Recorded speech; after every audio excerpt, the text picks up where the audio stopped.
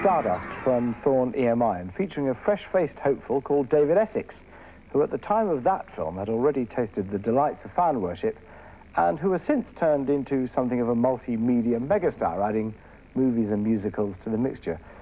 David, that wasn't actually the first piece of acting you'd done, was it, really? No, I started off in bands when I was just a wee bairn, about 14, and then, to cut a long story short, I spent about 8 or 9 years on the road, and then got a job in a repertory company, which was tremendous. So I toured in rep, and all that really finished, or the fruition of all that really was Godspell. I auditioned for this show called Godspell. I got the job to play Jesus, in which I played for 2 years.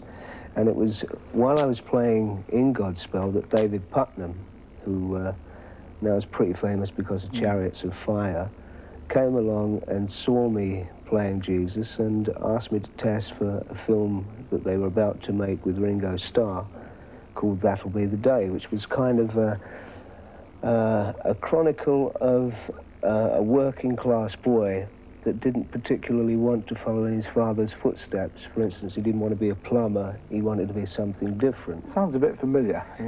Right, well, it was very, I mean, I think it was quite an important film because it was very similar to, you know, people like John Lennon, David Bailey, and David Essex. And David Essex, people that kind of came through on that British explosion of art and music in the 60s. What about Evita, which I suppose is the culmination of both ends of your business? Yeah, well, Evita was tremendous. I suppose it was the musical of the decade, and to be one of the originators of that musical was incredible. Because I remember when Hal Prince and Andrew Lloyd Webber, Tim Rice and I met, right at the beginning, Che was actually going to be played as a schoolboy. Yes, so that you in the original stage version played Che Guevara, yeah, who was the kind of Greek chorus character. That's right. Che Guevara never met Evita Peron, as far as anybody knows, did he? No, Che's mum did. Oh, really? Yeah.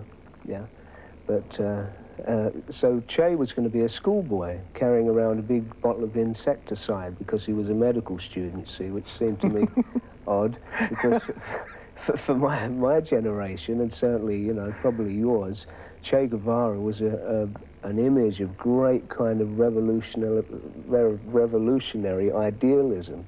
And strength. Yeah, so, you know, it seemed to me evident that he should be played in military fatigues and have that look. So that all came about, and it was a tremendous success. And if the film ever gets made, I'll do the film. But at the moment, we're looking for directors. So if there's anyone out there. And in theory, it'll be you and Elaine Page and a mixture of the British cast and the Broadway cast. Yeah, I think the plan for the Perron part is going to be the American Perron. But if the film takes too much longer to make, it may even be me. Well, let's hope it makes it to film and eventually to video. And let's talk about video. You. Do you get a chance to use video much? I do, yeah. It's very useful for me because I spend a lot of time away from, you know, my video machine, either in other countries or touring or whatever. So if there are specific programs I want to tape off the old telly, I'll do that. And I've also got this quirky thing of that I find it quite traumatic to watch me doing a program like this as it's actually coming out, you know, on the TV screen. So I've got this little trick now, which I put the player on and I'll watch it the next day.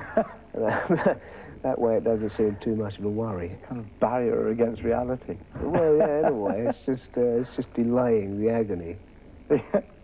You also, in other video forms, you're in the pop promo video field, you're paramount, aren't you? You do a great deal of work in pop promo.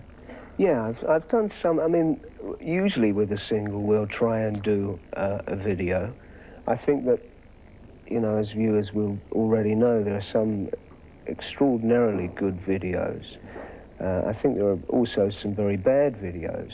The videos I've tried to do whenever we've done them, you know, like we've got a single out now which is called A Winter's Tale, which is in essence a story about, it's a mixture, it's a story about love and it draws parallels with the winter season and the changes of seasons and the changes in love. I mean, that's really what the song's about.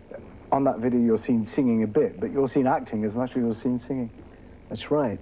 You know, I mean, what I try to do is just, with the backdrop of the beauty of Dartmoor and the winter of an English landscape, is really just to portray the attitude of the song without being too morose and too, you know, self-pitying, but just to have the feeling of the lyric, and the backdrop of the countryside was instrumental in it. You David, know? let's take a look at that now. David Essex, thanks for Oh, it's been a great pleasure. Thank you.